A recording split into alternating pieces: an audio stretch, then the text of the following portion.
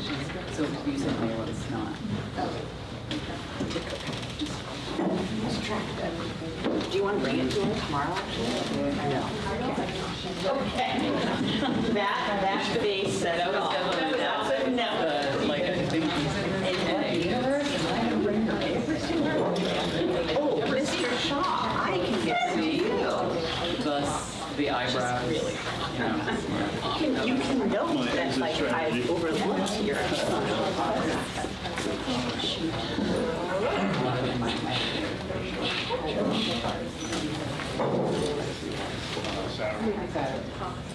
Well, it appears that we are just about 6:30 and everyone's here that we're thinking it's going to be here from a board standpoint. So I would call to order the 7th regular meeting of the Board of Directors of SAD 52. And if Jamie could lead us in the pledge. Allegiance to the flag of the United States of America and to the republic for which it stands, one nation, under God, indivisible, with liberty and justice for all.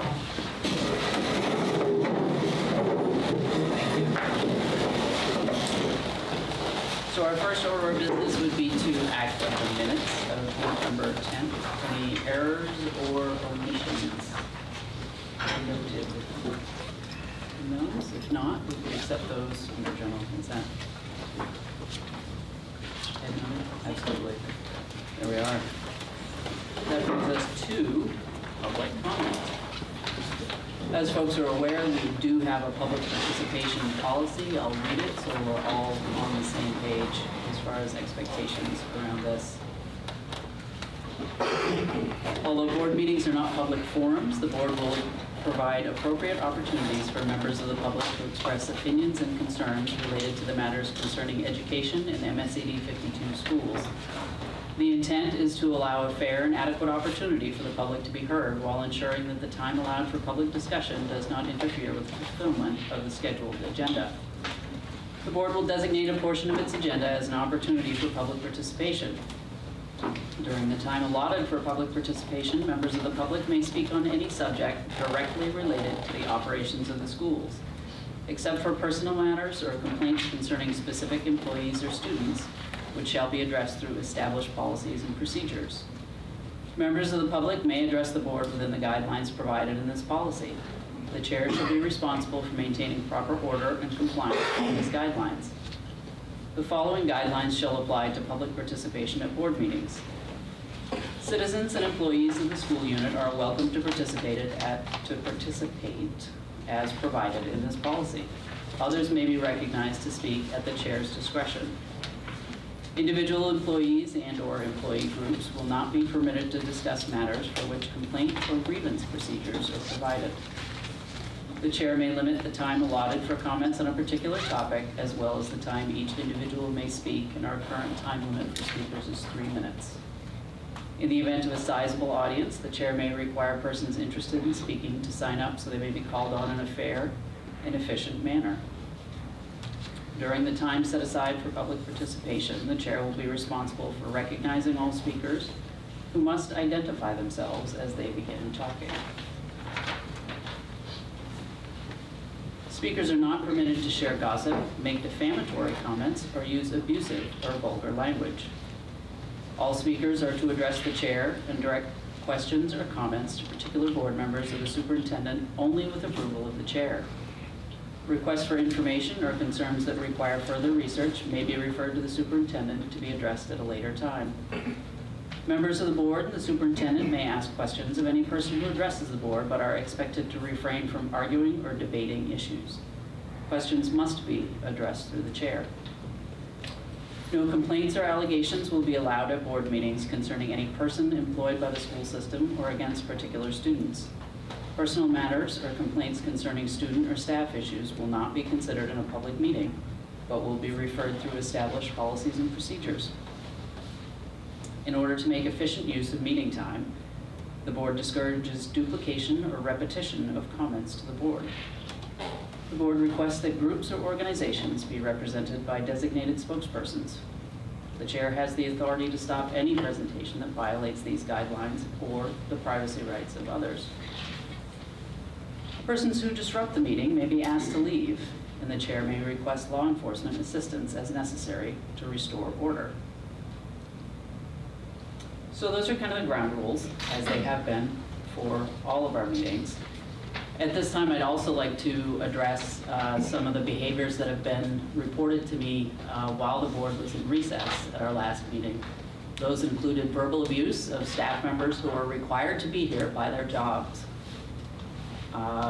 That's certainly not behavior that this board, in striving to provide a safe working environment for our employees, finds tolerable. So please do remember that in your conduct here. As always, there are students here with us, physically in the room, watching at home. Think about that, folks. Do we have folks who are interested in presenting comments? And go to the front first, and we'll work our way back.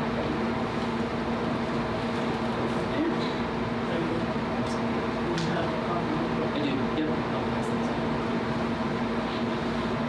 Good evening. I'm Pat Llewellyn from Leeds. My children went up through all the grades here in Leeds, and among other things, I've substituted in a lot of the classrooms in the district, and I also was a teacher at Levitt Area High School in the English department for 5 years. And I came tonight to talk to you about censorship. Censorship is just wrong. Censorship impinges on the First Amendment rights of students, and the American Library Association, in their statement on book censorship, says this: "We are committed to defending the constitutional rights of all individuals of all ages to use the resources and services of libraries.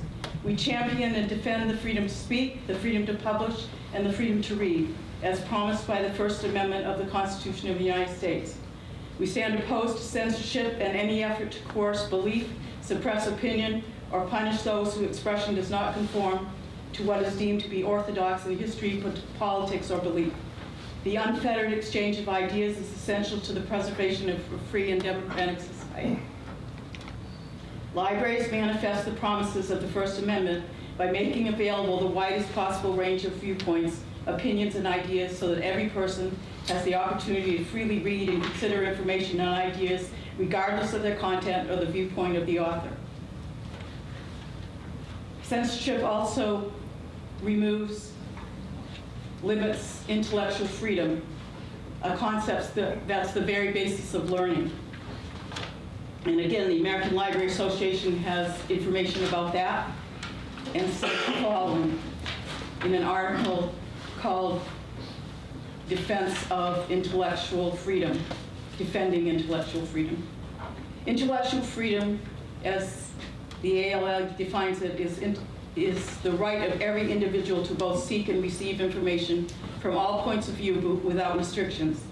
In opposition to the compulsory nature of the classroom, school libraries serve as a voluntary access point to information and ideas. In addition to collaborating and co-teaching, school librarians also uphold the ALA's Library Bill of Rights by providing learners with unfettered access to the information they need to develop critical thinking and problem-solving skills. Librarians and teachers therefore have a responsibility to all of their students, marginalized students, every student, as well as those who are in the mainstream, or at least appear to be. Students need to have a sense of belonging and also learn empathy. And they can do that by reading books We're at 3 minutes. that tell about people's challenges and struggles, and I thank you for your time. Thank you, and I'll just distribute these to folks. Do you have other folks looking to speak? We'll just move back through the room. John, if you want to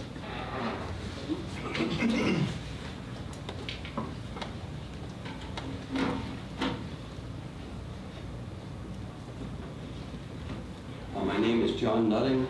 I went to Levitt Institute myself, and my kids went to Levitt High School, and because of the way they moved, my granddaughter went to Maranacook and was so concerned at her first cross-country ski meet at Levitt on what people were going to think when they announced that a nutting was skiing from Maranacook. Very concerned about that. But anyway, I'm aware and have read a lot that some are very concerned that some instruction performance areas about how to properly instruct and have marginalized students in their school has been very, very controversial amongst some. I guess they didn't want that to be taught. As my, looking back on my 18 years of representing this area in the legislature, I've had literally hundreds of folks call me or see me when I was campaigning door to door, whatever, for those same type of views that certain people were sinning with every breath they took, et cetera, et cetera. And I want to compliment the board because I think you've recognized that this is a public education system. And you're supposed to be educating everyone, not, maybe not educating some. And in my 18 years, I've had most of these thoughts come from one particular denomination, and that is the Baptist denomination.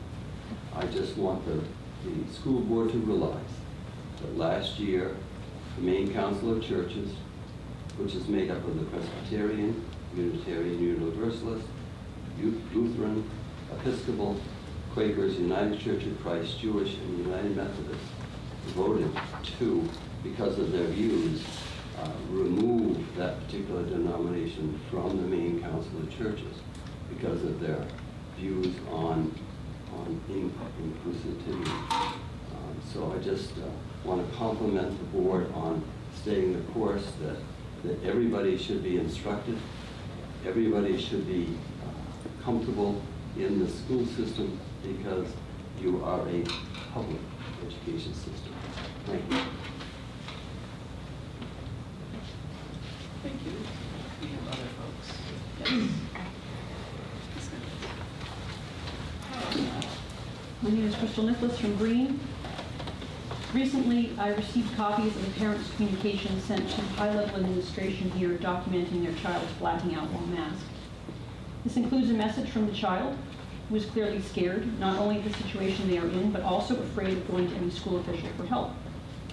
1 week after this second incident of mask-induced hypoxia was reported, the recommendation to hold our children under coerced masking was allowed to stand. The highest levels of administration knew that 2 children had temporarily lost consciousness while masked, and they said nothing in reckless indifference.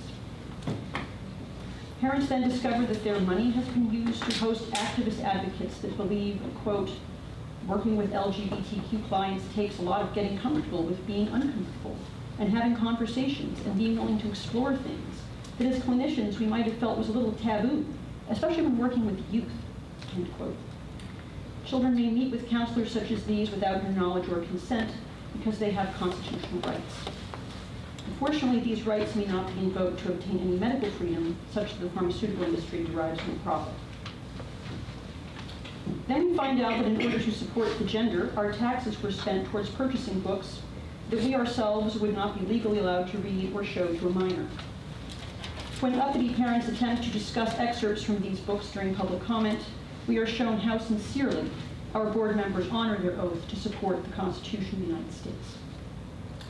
And when we submit public record requests because maybe we innocently just want to know how books describing the literal blow-by-blow of cousin-on-cousin pedophilia supports at-risk trans youth, Victoria Wallach of the Maine School Management Association targets our requests as, quote, a despicable misuse of FOIA law aimed at undermining all children, end quote. As Wallach has told us that she speaks for school boards, she speaks for our board by proxy.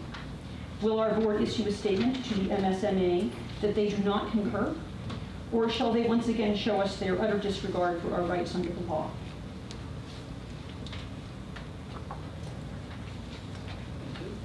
Any other folks interested?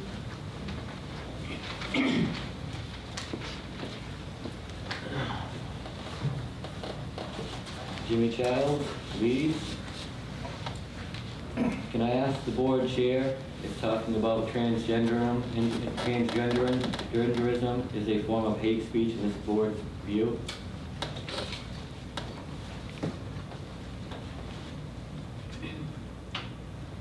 Can I ask the chair if this body thinks what Ms. Duplessis said during her last public comment meeting is appropriate for minor children?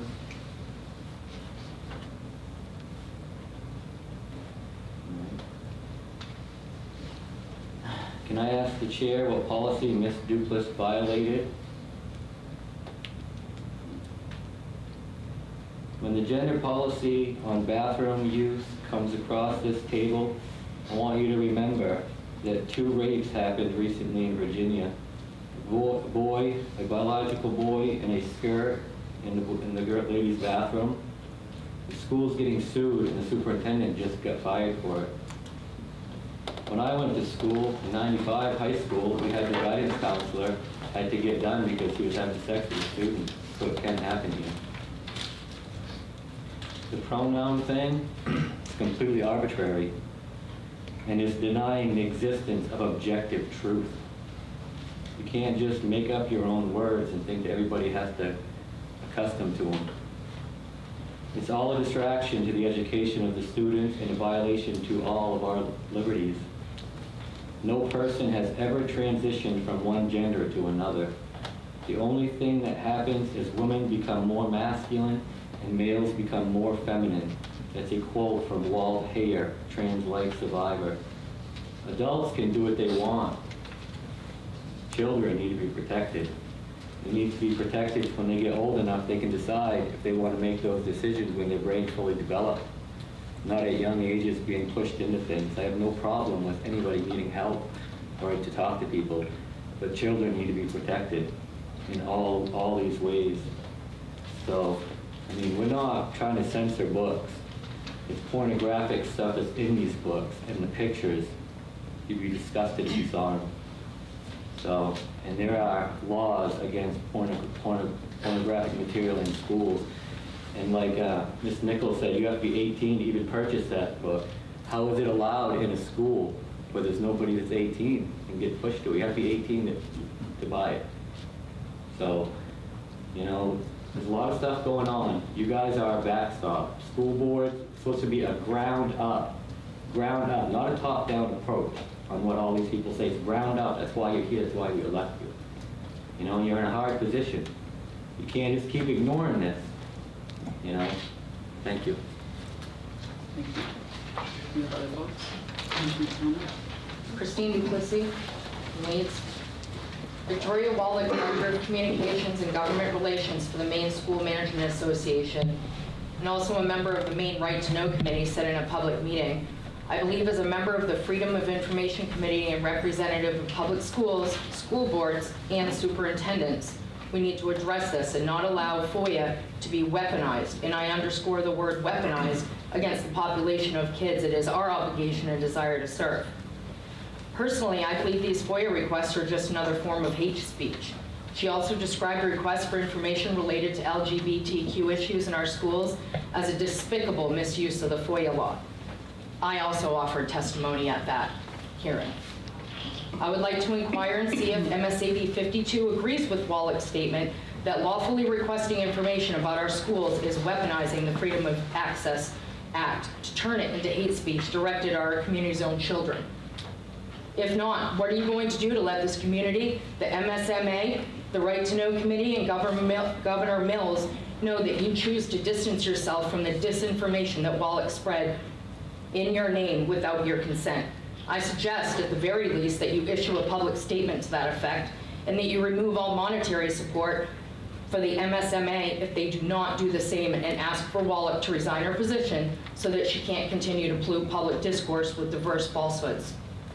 I offered short testimony at this meeting regarding the parents and the FOIA requests. These FOIA requests are happening because we don't trust those in the district, and this is more so of a checks and balances, and to find out more information whether these things are portrayed by the board are actually real. Last meeting, I brought forth some excerpts from the book All Boys Aren't Blue, and immediately was shut down. It's rather ironic that this material is acceptable reading for our student population, but as grown adults, we aren't able to discuss any type of concerning literature. Of course, only if we read the entire material, because pornographic images could simply be one page in the whole book, right, Ms. Med? I'm asking that all of my questions I'm bringing forth be answered at the next school board meeting. I notice the board doesn't do well answering questions from the parent population, so this is a friendly reminder that I do expect some form of response. Thank you. Do you have other folks? Questions or comments? Yes. I'm Judith Flashman. I'm the librarian at Levitt. I'm a citizen of Green. I've lived in Green for 30 years. My kids all went through the school system here. I've been a librarian for 40 years, with the last 25 specifically as a school librarian. Librarians, as do other professionals, regularly take continuing education classes, and school librarians get recertified every 5 years. I say all this to stress that I am a professional and stay current in my profession, constantly updating my knowledge and practices. I am compelled to respond to the criticism of the book, All Boys Aren't Blue. I'd like to start by pointing out that the passage that has been read is actually a compilation of multiple phrases and sentences from the book, which have been combined so as to present an image of the book that I believe is misleading. This book is an American Library Association 2021 Rainbow List Top 10 Award winner. The brief description from the list reads, All Boys Aren't Blue, a memoir manifesto. Memoir manifesto is a well-chosen label for this book. Let's show some respect to our speakers and allow her to continue, just as you have been allowed to continue. Thank you. Which relates stories from the author's childhood and young adulthood and contextualizes them within a queer Black experience. Although the author's family is loving and supportive, pervasive heteronormativity, queerphobia, and anti-Black racism threaten his mental, emotional, and physical safety. The following are excerpts from reviews of two of the sources that I regularly use in my role as the Levitt librarian in selecting books for the library. From School Library Journal Review, one excerpt is, there are a few detailed depictions of sexual situations and an incident of sexual abuse by a family member. Johnson handles the painful, complicated feelings around this experience with an honesty and a tone appropriate for the intended audience. And from the Kirkus, the review portion is, these stories wrestle with joy and pain, triumph and tragedy across many heavy topics, gender policing, sexual abuse, institutional violence, but with a view to freedom on the horizon. Through the witnessing of Johnson's intimate accounts, beginning with his middle-class New Jersey childhood and continuing through his attendance at a historically Black university in Virginia, readers are invited on their own paths to healing, self-care, and living one's truth. Finally, I would like to end by saying, the experiences of students are not universal. Part of my job as the Levitt Area High School librarian is to follow the MSAD 52 Selection of Educational Materials policy to choose books that consider the varied interests, abilities, and maturity levels of the students, stimulate growth in knowledge, ethical standards, and critical analysis, and foster respect and appreciation for cultural diversity and varied opinions. All Boys Aren't Blue is just such a book. Thank you. Do we have other folks wishing to speak? If not, thanks everyone for sharing your thoughts with the board, and we do have printed materials that one of our speakers gave us that I'll distribute to board members. Mr. Shostak. May I ask a question from one of our speakers? I believe that is allowed through policy. You may. Mrs. Floyd, thank you for your comments kicking off tonight's public comment. May I ask you, do you believe that weeding out age-inappropriate material from the school library constitutes censorship? I missed the first part of. Do you believe that weeding out age-inappropriate materials from a school library constitutes censorship? It certainly is a form of censorship. I do think that it's up to the professionals to choose age-appropriate materials, and that, but there are also differences in children in terms of maturity and what they need to reach. So I think that parent involvement is important in that, talking to students, their own children, about what they expect them to read or not read is perfectly acceptable. I didn't censor anything that my children read.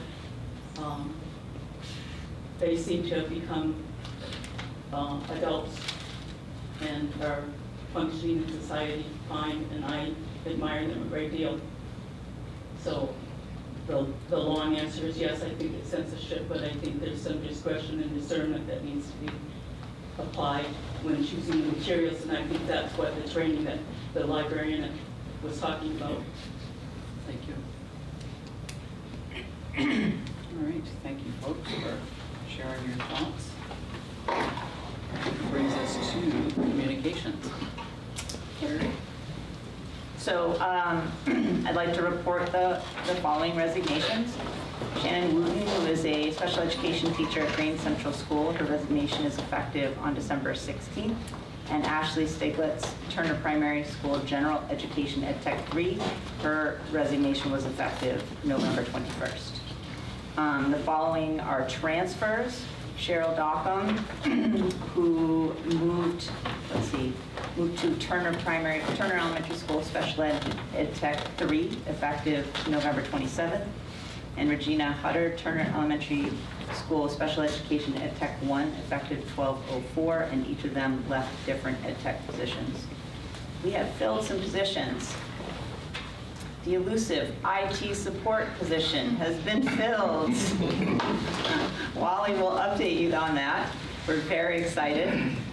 Maintenance worker 2, district-wide, effective 11/28. Very excited about that. A custodian at Turner Elementary School, also effective 11/28. An ed tech at Turner Elementary School, effective 12/05. Another special ed Tech 1 at Trenton Middle School, effective December 1st. And we have 1 new substitute who has started and 7 pending. So I'm very excited about that. But we still have 14 ed tech positions open. Mostly what happens is people move, like they might get increased qualifications and they can move from an ed tech 1 to a 2 or 3. So we're still working to plug those holes. Thank you. That's it. Adjustments to the agenda. Don't have any of those. That brings us to committee reports. Finance Committee, the next meeting is January 12th. That's 6:30 p.m. at Leeds. We're not missing a fund that you haven't met since. We had an emergency meeting. Oh. Emergency. Yes. That sounds It does. It sounds exciting. terrible. doesn't it? Yeah, me too. And undoubtedly. But we'll hear about that in here, Okay. later in the agenda. On an agenda, specific Yes. agenda item. Thank you. So stay Yes. tuned for that. Yes. Land Transportation Building Committee. Mr. Yes, Lane. we had a very recent meeting, and similar to finance, the very first couple of items that we were discussing will be things that David Coburn will be updating us on tonight, particularly the results of the testing of lead in the different fixtures around the schools. So Dave will get into much more about that moving forward. We also talked a lot more about some bigger picture capital planning. There will be a request for qualifications going out the reasonably near future, which will be addressing several ongoing mechanical energy efficiency contracts that we have here at the school, as well as a more global capital improvement building by building review. And that will be very helpful here in guiding us moving forward with our capital improvements planning. It's been some time, I think, before there's been a district-wide assessment, and I think that'll be a great tool. There's also the same issue that Finance said will be addressed later regarding the minibus driver position will also be addressed by Mr. Coburn or Gabby. I'm not sure actually who's addressing that, but someone will. And the wastewater treatment plant, we have an update, which is that the disposal location, being the field next to the administrative building, is looking more and more promising as a solution for the wastewater disposal, hopefully getting us away from discharges directly to the river behind the building. So more to come on that. I think is a positive development. Still more to be done, but good progress.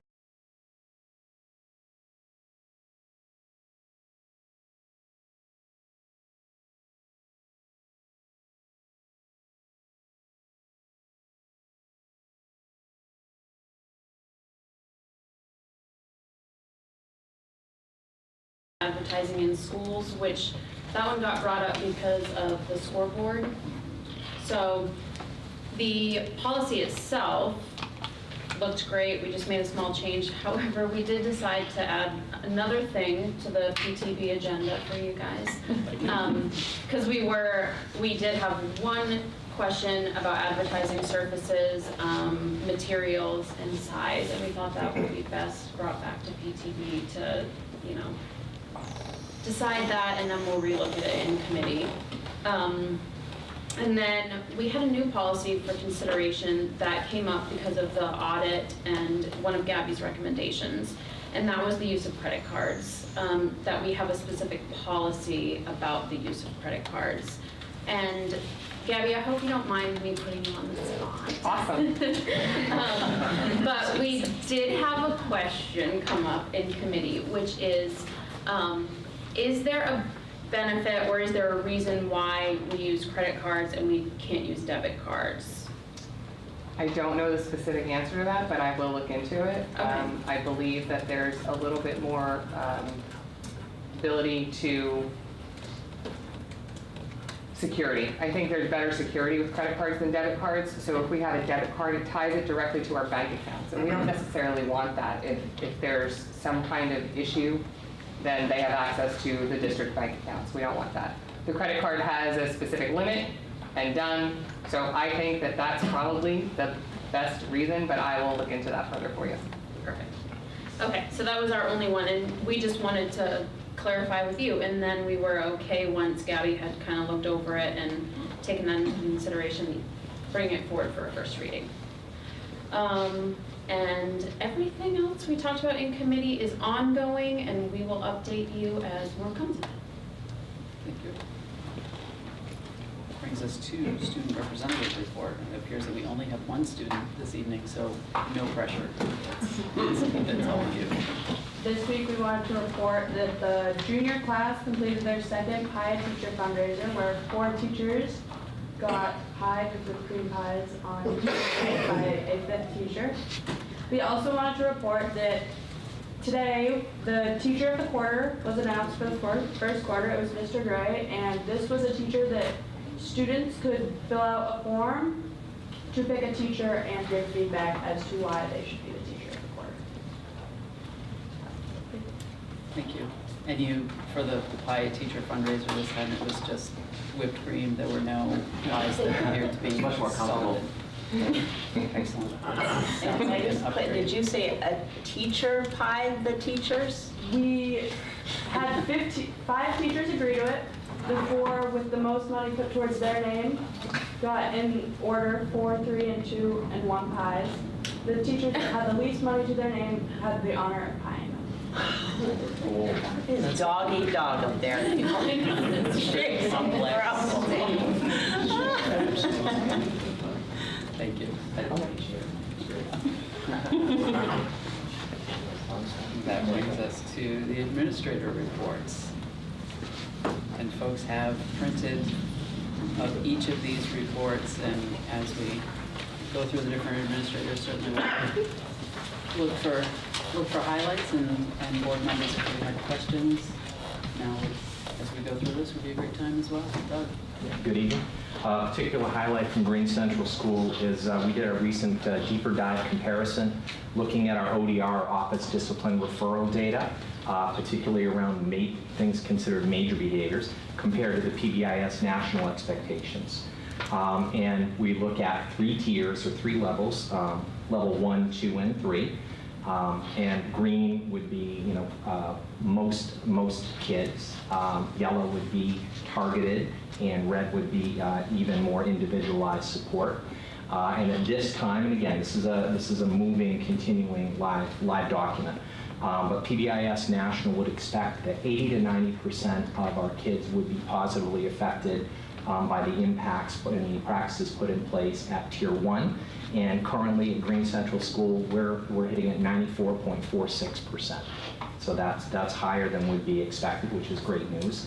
For level 2, the targeted support, which would be nationally, it's 5 to 15%. We're currently at 4.37%, so a little below, which is also good. and then the individualized support, that more focused piece. Usually it's between 1% and 5% nationally. Green is currently at 1.17%. So that's a nice trend. We're going to continue to monitor that and continue our positive practices and adjust as needed. So, any questions? Any questions for Doug? Thank you. Thank you. Up next. I apologize for everybody who's made such fabulous educational attainments and gets to have letters after the name that I generally forget.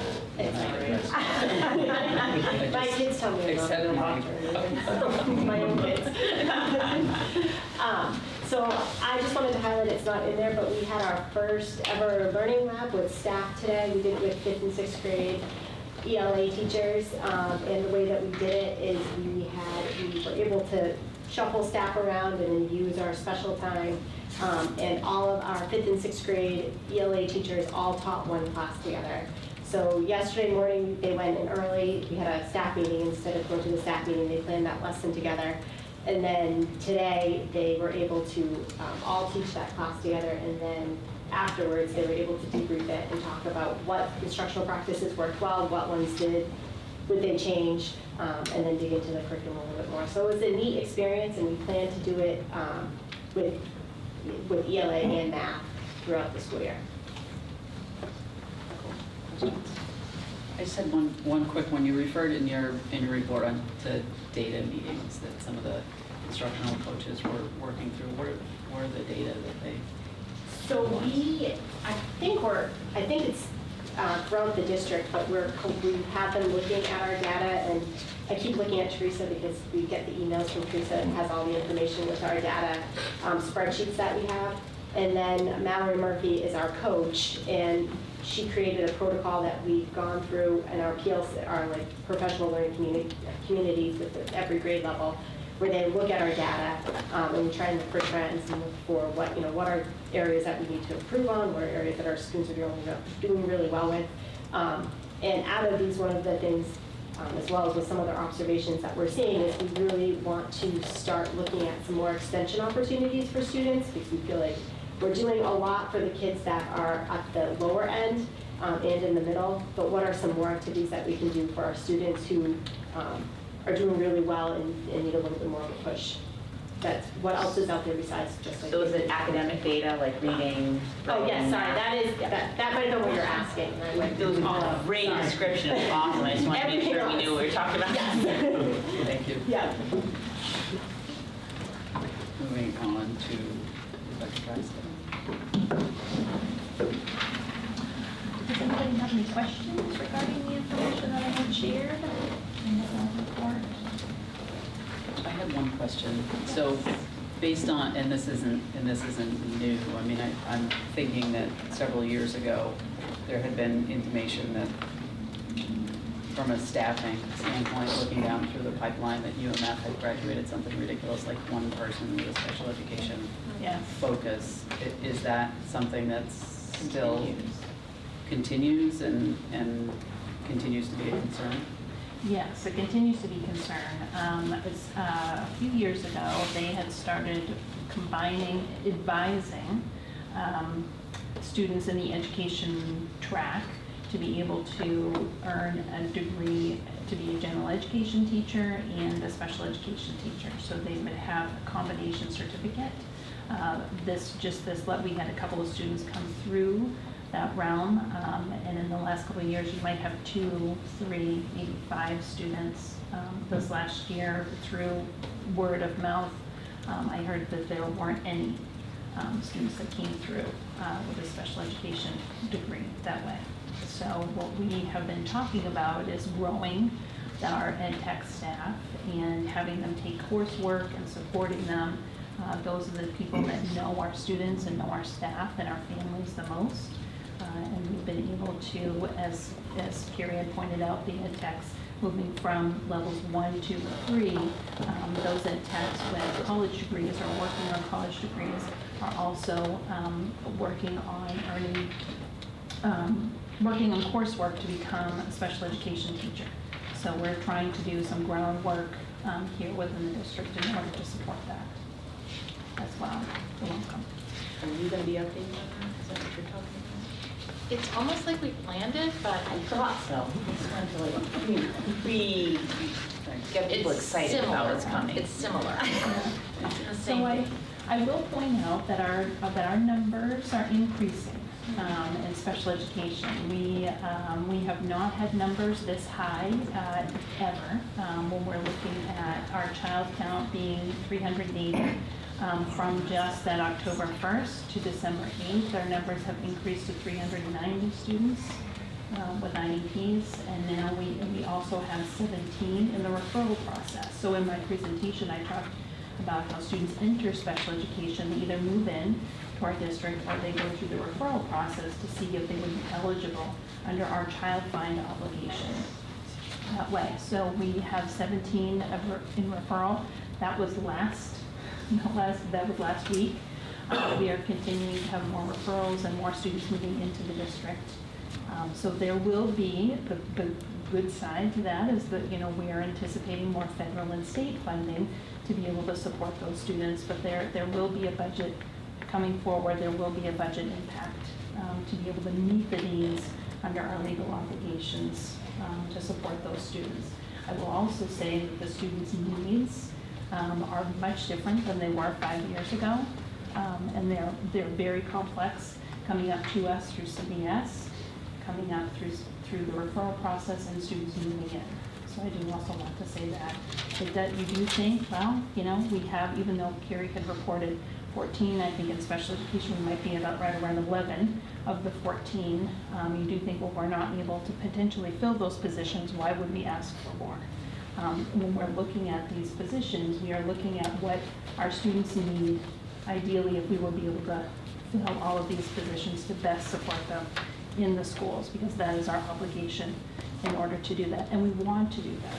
We want our students to get everything they need in the schools so that they can make progress. So I did want to share that.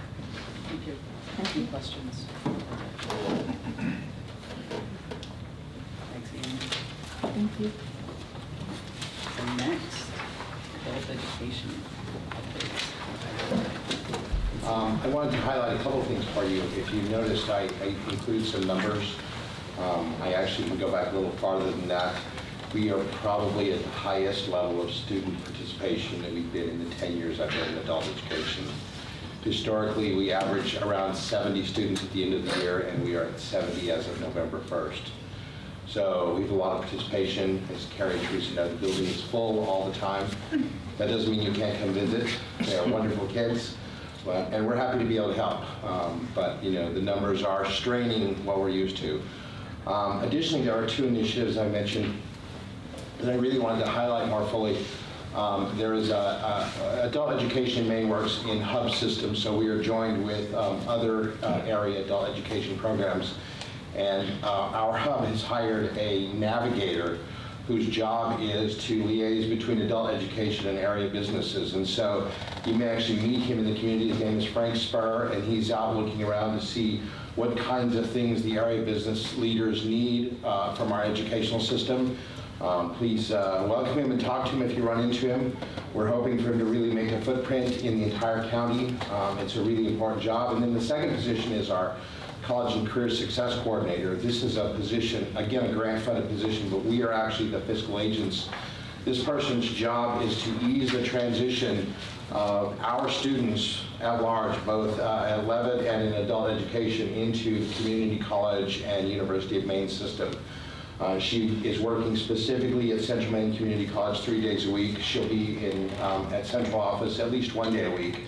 And the goal is to really help to make sure that the students that we're sending over in the area are finding the success, the tools, and mechanisms they need in order to go on to whatever is next for them. So her name is Melissa St. Pierre. If you happen to be in the office and are interested, please come by and say hi.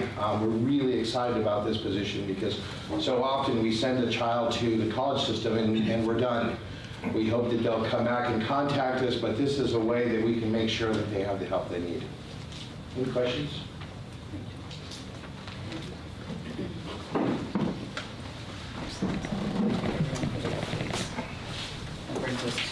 Assistant Superintendent report.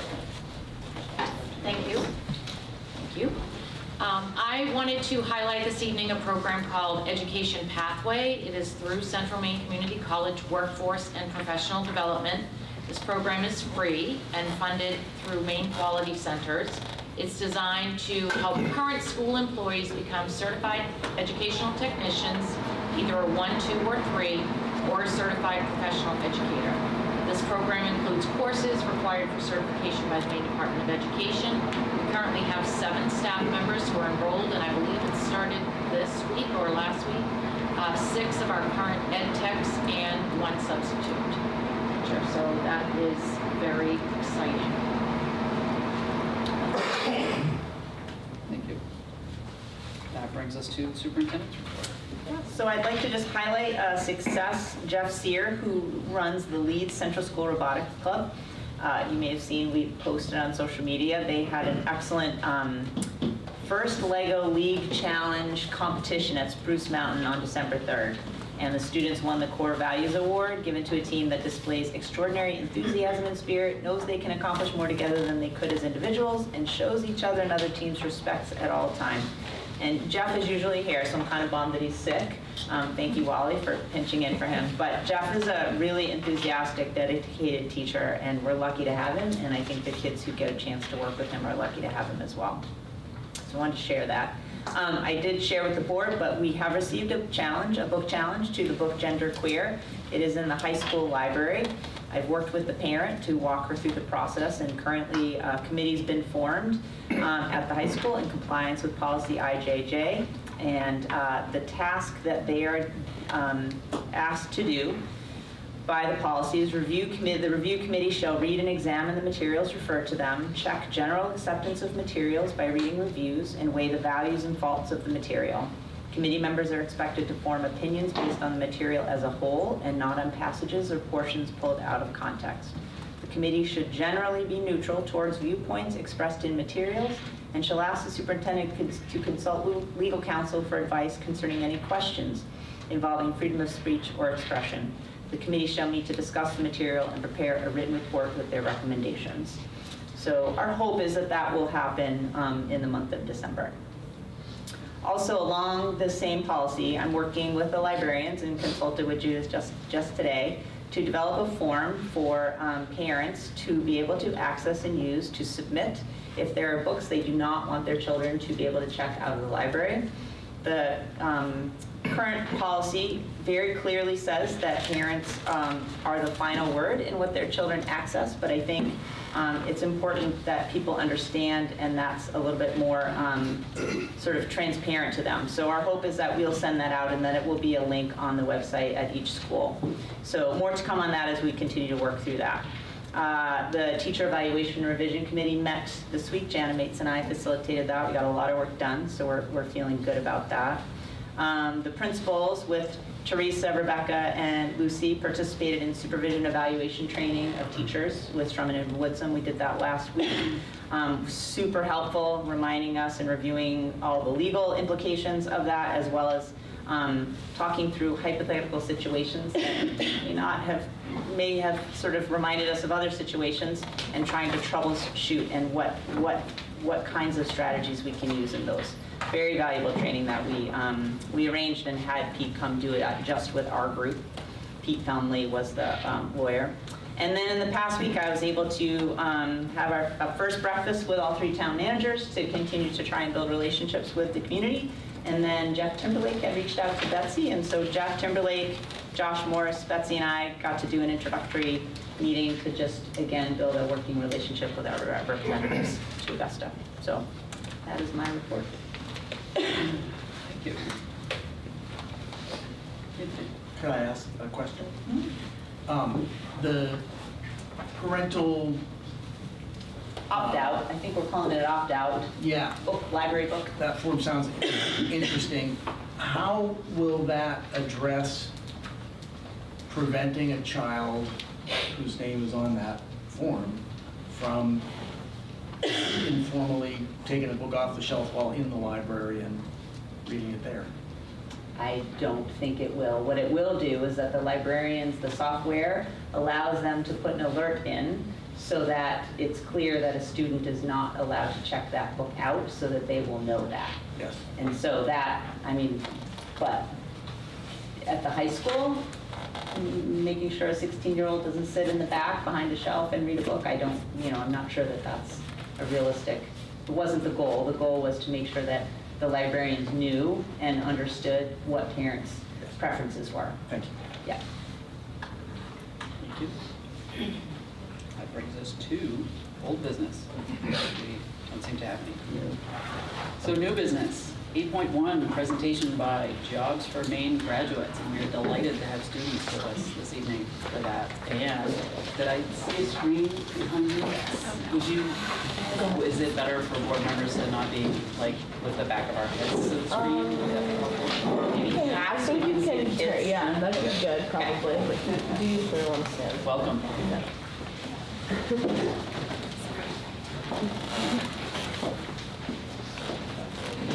So thank you all for having us here tonight. My name is Angela Korchesny. I'm the JMG specialist at the high school.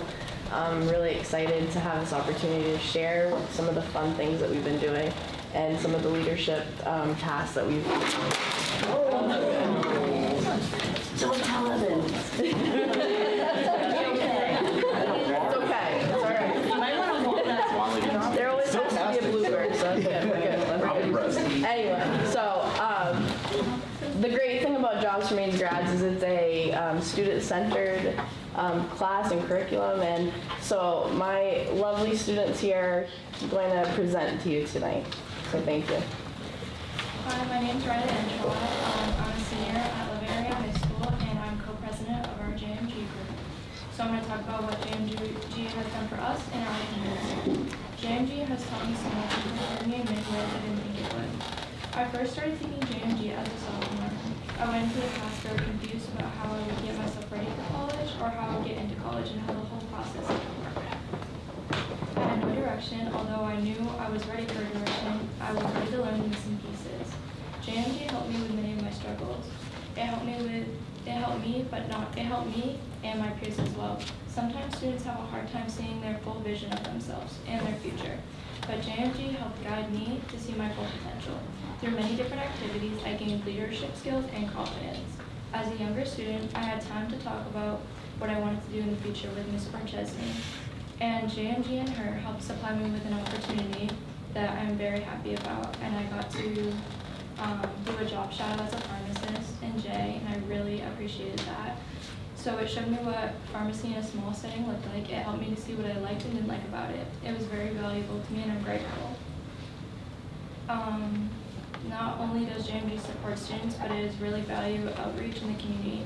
I really love that about JMG. Some of the activities we've done to help the community are the giving tree, the food bank support, and many other hands-on activities. By JMG helping us be a part of these wonderful activities, it's helped me to feel good and make our community better for our future. Thank you.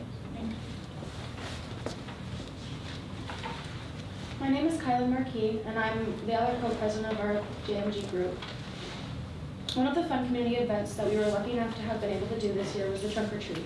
It was a great event that we really enjoyed being a part of. There were hundreds of kids that came out, and we were able to give a little bit of fun with our decorations and cheer. Many JMG students helped create all the decorations, and several of us were able to make it to the event and pass out candy. It was a great way to help people come together and do something fun, spreading laughter and joy. Those of us from JMG that volunteered had just as much fun as the kids did going around our display. Another activity we do weekly is our recycling program. This program is done throughout the high school by our JMG senior class. This is a great activity because it has helped us communicate better and learn the appropriate steps when participating in a group environment. Each member of the team has parts of the job they complete. Not only does this help our environment, but it also takes some of the load off of our custodial staff. And then up there on the screen is our Veterans Wall. We took it upon ourselves to honor our community members to celebrate Veterans Day. This was truly an honor to be a part of the meeting. Thank you.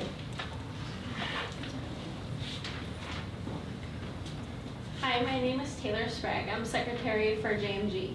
As a senior in JMG, it really opened my eyes to see many possibilities and needs we will have after graduation.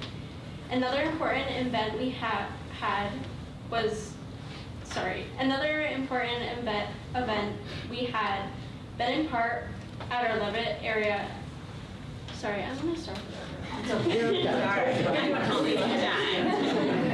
Another important event we have been a part of at our Levitt was our Levitt Career Fair, which was for all juniors and seniors in our school. During this fair, I was responsible for organizing the table replacements and showing vendors where to go once they entered our gym.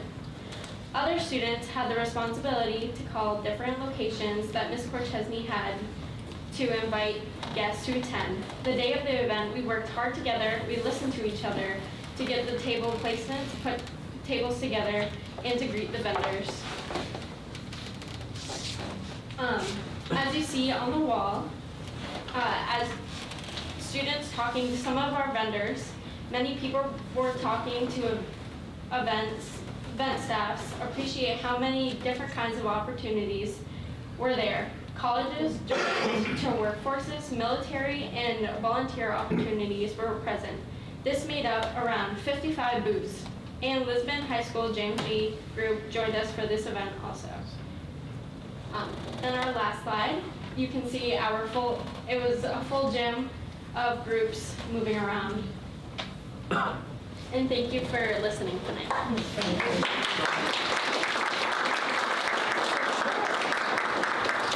So before we end this, we just wanted to take a moment to thank our wonderful teacher, Ms. Cortesny, for providing us with a very structured and personalized education through laughter, fun, activities, and a lot of responsibility. So thank you. Thank you. Thank you.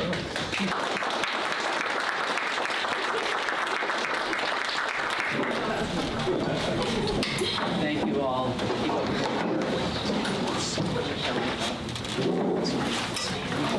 Brings us to item 8.2, presentation by Technology Director Wally Morris from the district's technology department. That's a pretty tough act to follow. So. I'll do my best. So good evening. Just wanted to fill you in on the status of technology throughout the district as I've observed in the first few months on the job. Let's make sure that's working great. First and foremost, I'd like to thank both our district-wide technicians, Dale Nato and Dave Grimmel.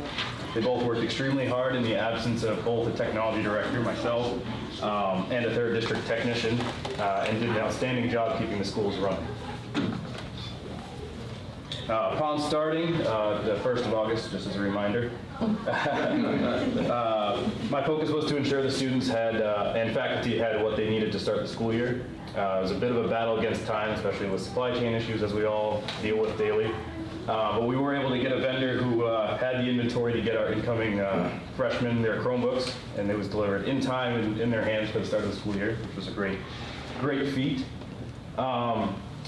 Given the vacancy that we had as for the technology teacher position at TES, we also chipped in down there to get their one-to-one devices ready. Again, a huge thank you to Jeff Sear and Dwayne Fournier for their leadership in that area. While on the topic of one-to-one devices, and I apologize for everyone in the back, it's really hard to see, but it's just a summary of what we've got around the district. As some of you may or may not know, the funding made available to us over the past few years has enabled the district to go to a one-to-one model district-wide. Let me see if what was I here, sorry. What that summarizes is we got pre-K through second utilizing iPads this time, 3rd through 6th, and the high school are using Chromebooks, and 7th and 8th grade are using MacBook Airs, provided through the MLTI program. We're on year 2 out of 3 for that.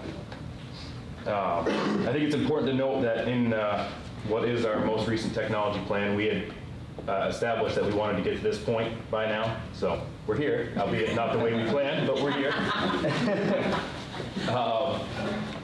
That'll move me to the actionable items I have moving forward. And again, while on the note of one-to-one devices, I'm working with the building admins so that as a district we can maintain this one-to-one model we've established. As you did just through some examples of how these devices are being used, I can absolutely follow up with more information, but just keeping it brief. I mentioned that technology plan a few slides ago. It last covered 2017 to 2020.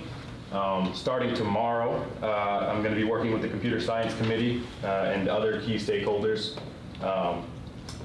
to refresh that and address all the new problems, issues, what have you, since we last looked at that back in 2017. A few keynotes since that previous plan. Our device count has increased substantially. I think it last said 2,000 devices. We're got to be well north of 3,000, 4,000, 5,000, honestly. And of course, that includes, not just the student devices, but also phones and network switches and all the other equipment that we have to manage on top of that. So, let's see. As part of the updated technology plan, my plan is to focus a lot on information security. I'd like to complete, or I will be completing a district-wide risk assessment, which will look at where we stand as a district when it comes to information security, such as data loss prevention measures for our student and employees' personally identifiable information, which, for those of you who don't know what that is, includes but is not limited to social security numbers, names, emails, residential addresses, telephone numbers. I might be a few there, but you get the gist. And you'll note, I believe at the bottom of this slide, I want to point out that information security is not just an IT problem. I think that might be a common misconception. It's more a business problem, or in the sense of district problem. For example, a change in workflow, releasing information, stuff like that, might be just as effective, if not more effective, than any measures I can put in place with software or hardware or anything like that. So, in saying that, going forward, additional cybersecurity measures aren't always convenient. I'll be the first to admit that, but they are necessary. So we need to take a closer look at that. Another note, as I've been chatting with fellow directors around the state, a lot are beginning to budget for external risk assessments. So that way it's not just me saying, here's where we're at. It's someone coming in from the outside, not knowing what we have and saying, okay, here's where your weaknesses are, here's where your strengths are.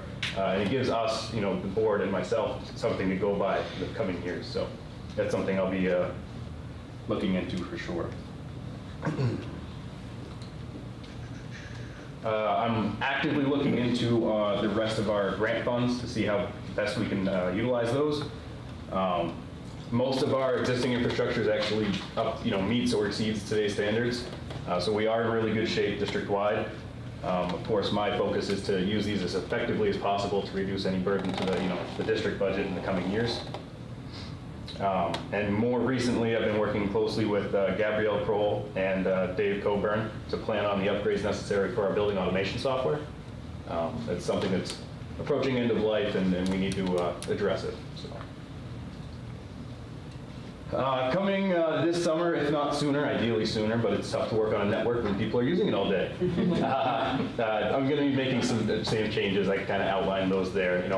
The big thing is, the big one for me is getting simplifying the guest access. When people come in and just need to be able to get on the internet, no different than going to Starbucks or McDonald's.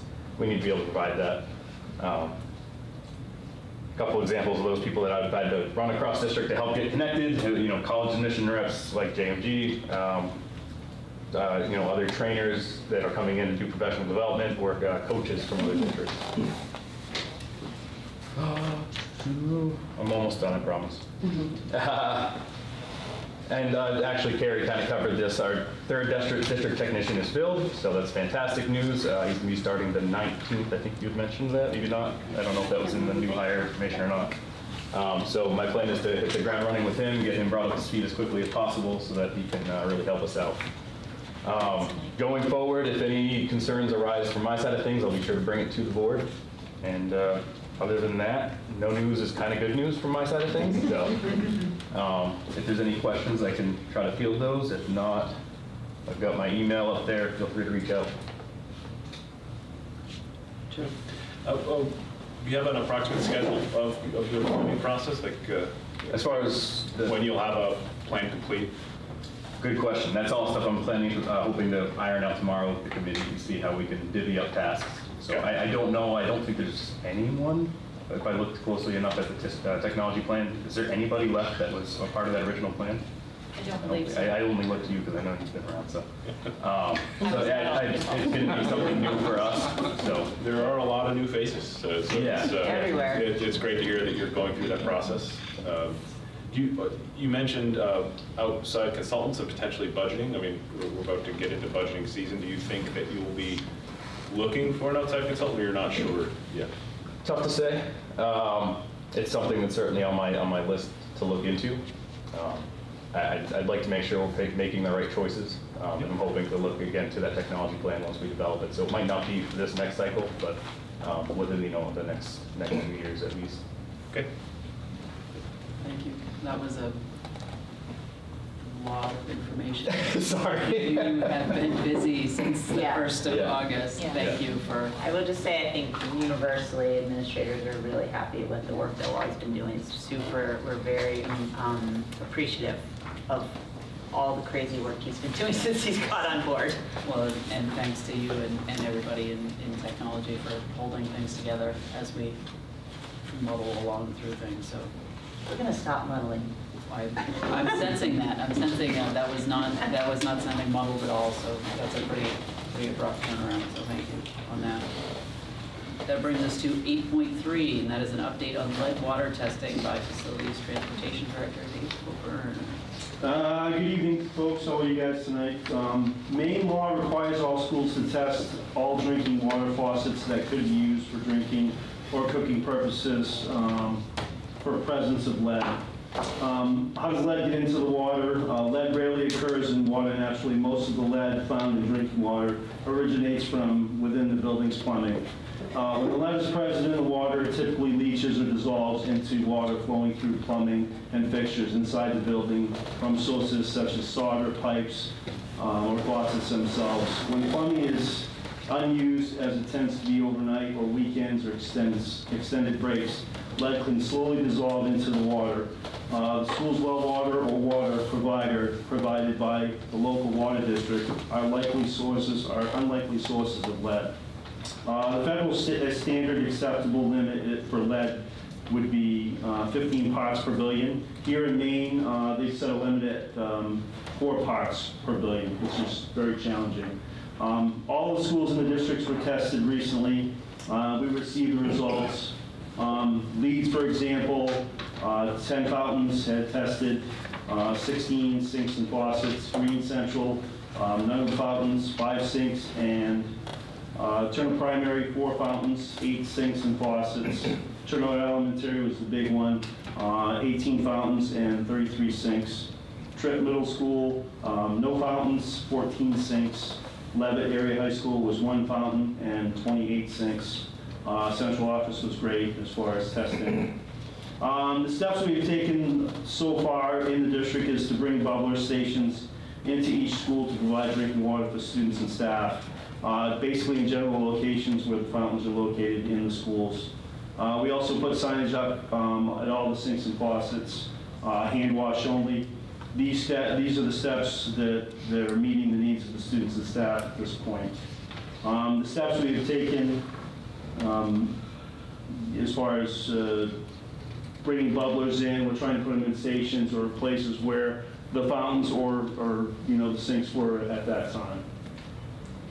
The next step in moving forward to do would be a first draw sample confirmation on all of these locations. And then we'll do a second draw, which would be 30 seconds after. So we'll run the water for 30 seconds after and find out what the testing is. Supply line samples can be taken to determine the supply line or well pump and contributing to these levels. When you order the online sample kit, from the lab instructions, they'll be included as far as the collection method. Also flushing the system to run the water for 30 seconds to a minute for hand wash, sinks and kitchens helps. The Maine Drinking Water Program recommends seeking outside consultation to assist with mitigation or remediation. We may ask for a request for a proposal for an engineering firm to assess our district to determine how to rectify the lead issue, but would like some guidance at this point. It's kind of like we have to test the water. Every school in Maine has tested the water. We're kind of waiting for the state to help us and guide us from this point, what we're going to do. You know, we're testing the water. From this point, we have bubblers in place, and it's hand wash only on the sinks. So from here, we'll wait for some guidance. Questions? Jamie?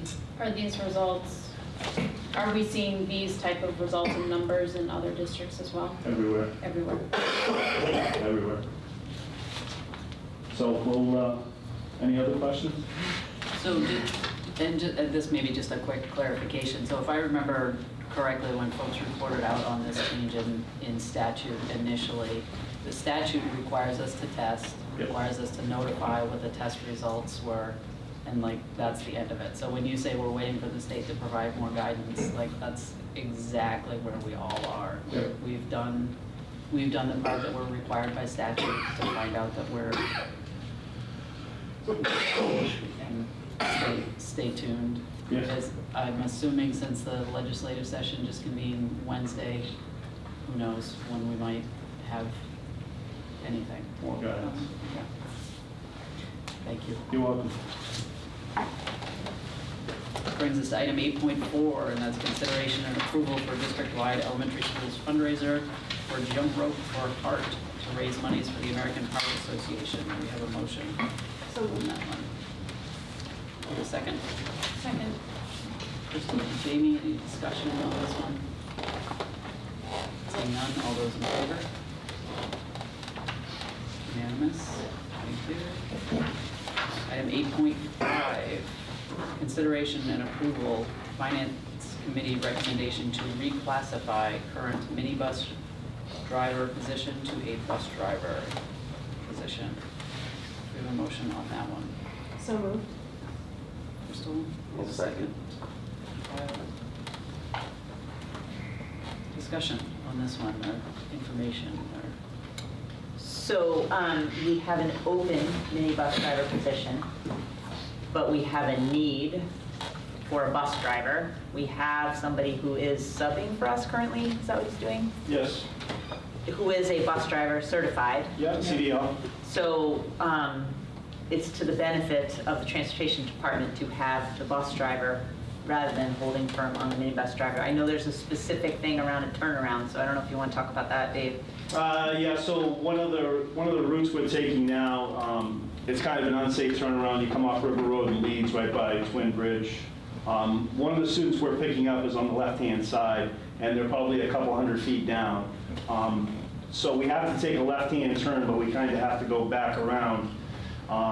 If we switch the routes and then actually give the route to someone else that's driving by, it would be a safer turnaround for that. And we can add students to the minibus run that we're doing.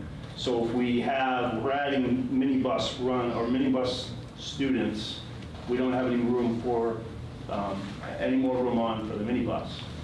So if we add a bigger bus and actually have a bus driver run, we can pick up a couple extra roads in green, which would be Hatch Hill Road.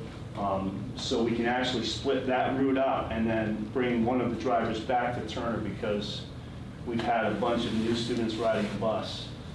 So we have a lot of kids on the bus at Turner, and it would free up a driver with this additional driver. Questions, discussion? No question, but just to clarify, we do have an extra bus Yes. for this person. Yep. And the financial implications for this year, really, there aren't any, but if we change the position, what's the financial impact? The total increase annually is roughly $3,695, but the potential is for a much larger savings because it will cut down on a lot of the overtime that both the transportation supervisor and maintenance specialist have to pick up to cover when people are out.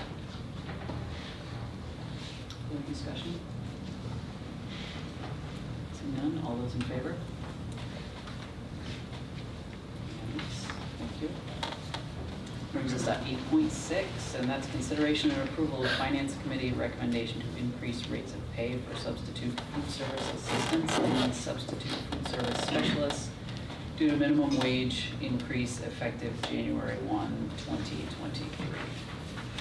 So moved. Crystal, give a second. Joe. Discussion on this one? Joe? I'll say that we reviewed it in Finance Committee and made a recommendation to approve, so. Any further discussion? Jessica? We knew this was coming, correct? And this was budgeted for? So no, it was not budgeted for, that I'm aware of. Not being here last year, I can't swear to that. But what I can tell you is for the remainder of this year, when it will affect January 1 through June 30th, it will have roughly a $562 increase overall based on 2 substitute food service personnel working cumulatively 50 hours every 2 weeks together. And that's on the high side. That was based on the last couple of weeks when we had a lot of people out sick. So we don't anticipate that high of a number of hours for the substitutes. Again, if they were to work together, that number for the 6 months, it would be $562. Thank you. I don't think that's going to break our budget. Other discussion on this one? Seeing none, all those in favor? Unanimous. 8.7, approval of November operating and expenditure reports. Crystal, do we have a second? Joe? Discussion on these? Seeing none, all those in favor? Unanimous.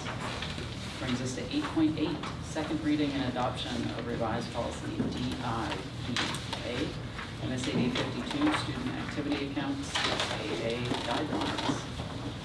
Do we have a motion on this one? Okay, we'll move. Do we have a second?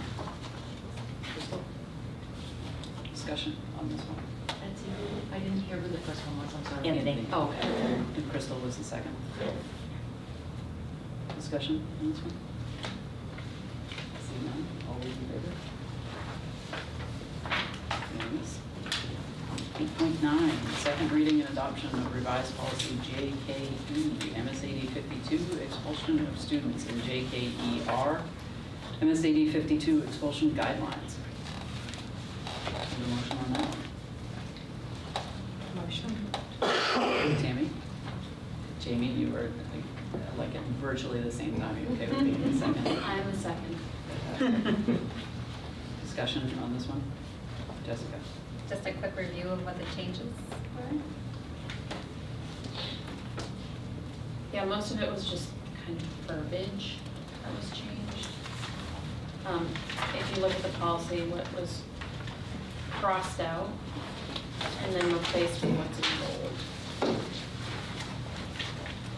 And then some of it was added to be in accordance with Maine laws that had changed. So, for instance, paragraph 2, and it actually cites the law. Thank you. Other discussion on this one? Seeing none, all those in favor? Unanimous. That brings us to 8.10, second reading and adoption of revised policy GB, and that's workplace bullying. Do we have a motion on that one? Crystal? Second. Joe? Discussion on this one? Sorry, is this a new one? Okay.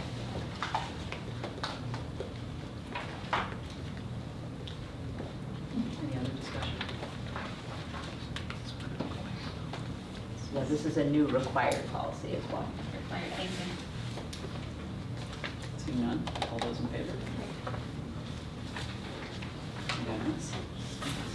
The only other items that remain on our agenda are executive sessions, so for those, the board will find another spot to be in so that we don't keep folks hanging out here. Are there any other items of business that we need to take up this evening while we still have?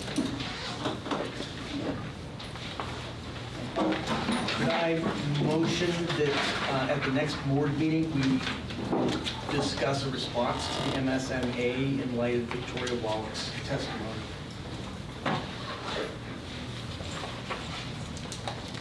You may certainly make a motion. Is there a second?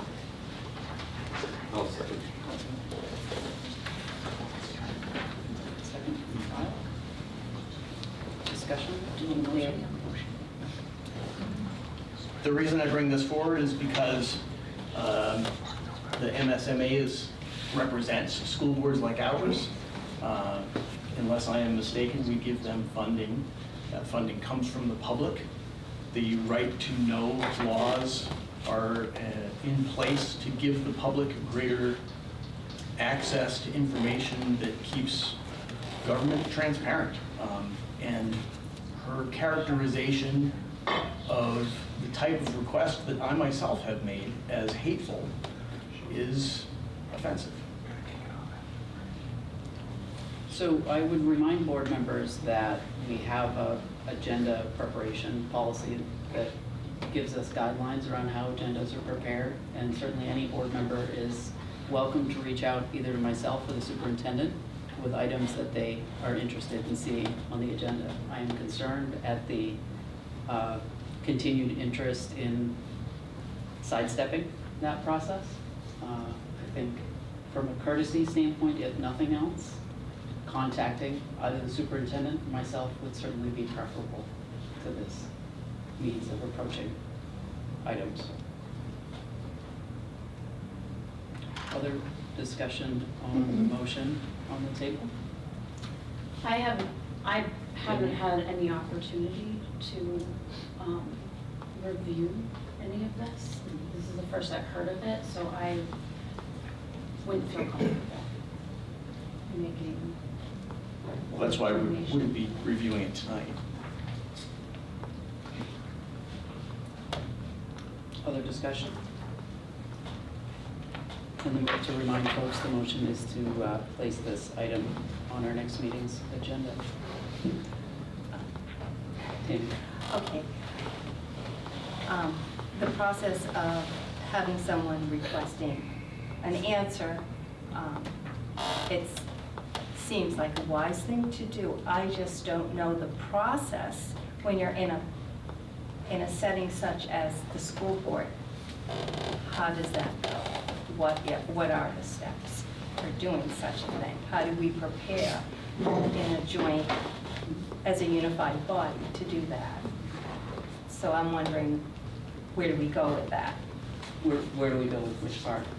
If we were to prepare an answer or a response back to the request of the question. The only way anything official comes from this board is something that's been voted on in the affirmative by the majority of the board.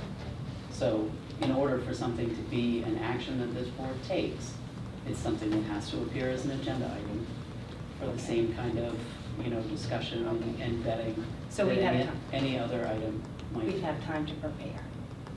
Right, and so Okay. I would remind board members, we have a policy around agenda preparation that stipulates a number of different steps.